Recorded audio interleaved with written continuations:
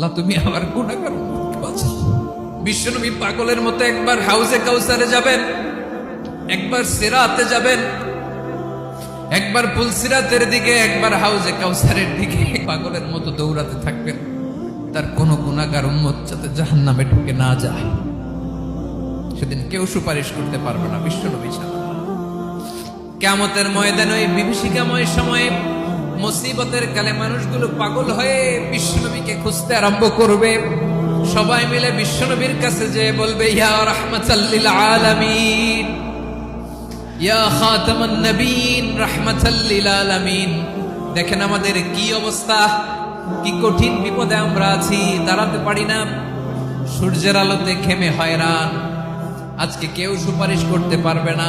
সব নবীরা অপারগতা স্বীকার করেছে, তারা বলেছে আপনি ছাড়া কেউ নাকি আল্লাহর সামনে দাঁড়াতে পারবেন না, আপনি একটু সুপারিশ করেন।